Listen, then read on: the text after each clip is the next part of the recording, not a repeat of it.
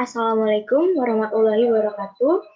Nama saya Dewi Ayu Pratiwi dari Manajemen Pagi semester 4 dari STIE Wikara Purwakarta dengan NIM 1201019010. Saya di sini diberi tugas oleh Pak Paujan MSM AKT dalam mata kuliah Penganggaran Perusahaan.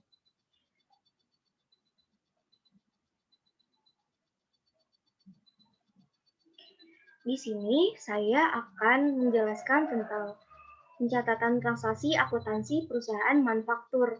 Lebih jelasnya, di sini saya akan menjelaskan tentang perbedaan pencatatan akuntansi persediaan metode periodik dan akuntansi persediaan perpetual. Sebelum saya menjelaskan tentang perbedaan dari kedua persediaan tersebut, mari kita simak terlebih dahulu apa sih persediaan pada perusahaan manufaktur itu. Persediaan pada perusahaan manufaktur disebabkan oleh kegiatan yang menjadikan karakteristik utama dengan adanya kegiatan produksi. Maka dengan itu, persediaan pada perusahaan manufaktur itu memiliki beberapa kategori atau jenis. Yang pertama, penggunaan bahan baku atau bahan mentah untuk diolah. Yang kedua, penggunaan tenaga kerja untuk mengelola bahan baku. Yang ketiga, penggunaan fasilitas untuk mendukung proses produksi. Dan yang keempat, pengiriman produk jadi atau selesai ke gudang atau ke departemen selanjutnya. Nah, di sini ada akun-akun persediaan perusahaan manufaktur pada kedua sistem, periodik dan perpetual. Sebenarnya di kedua persediaan ini akun-akunnya sama aja gitu, dari periodik dan perpetual itu sama aja nama akun-akunnya, terdiri dari persediaan bahan baku, persediaan bahan penolong, persediaan barang dalam proses, dan persediaan barang jadi.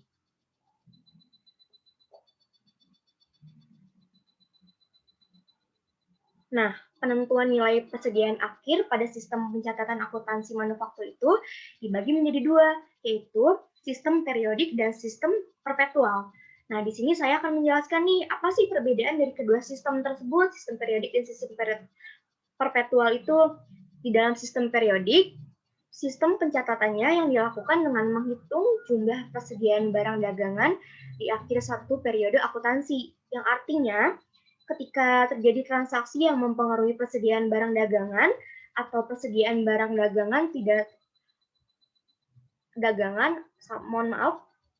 akun persediaan barang dagangan tidak terpengaruhi secara langsung.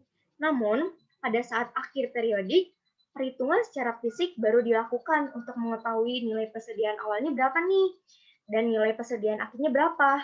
Sedangkan di sistem perpetual itu adalah metode pencatatan yang dilakukan secara terus-menerus berdasarkan transaksi perusahaan yang menyebabkan pemasukan, pengeluaran persediaan barang, dan retur pembelian barang yang dilakukan oleh sebuah perusahaan. Bisa kita lihat di jurnal transaksinya, di sistem periodik, keterangannya dulu ya, pada tanggal 3 Januari, perusahaan membeli secara kredit bahan baku sebesar 10 juta dan bahan penolong 500.000. Nah, di akun sistem periodik ini terdiri dari pembelian bahan baku 10 juta di debit, pembelian bahan penolong 500 di debit, dan utang usaha 10.500.000 di kredit. Sedangkan di sistem perpetual, jurnal transaksinya itu nama akunnya terdiri dari persediaan bahan baku 10 juta di debit, persediaan bahan penolong 500 di debit, dan utang usaha 10.500.000 di kredit. Di sini bisa dilihat perbedaan secara spesifiknya ya. Di sistem periodik itu nama akunnya pembelian, sedangkan di sistem perpetual nama akunnya itu persediaan.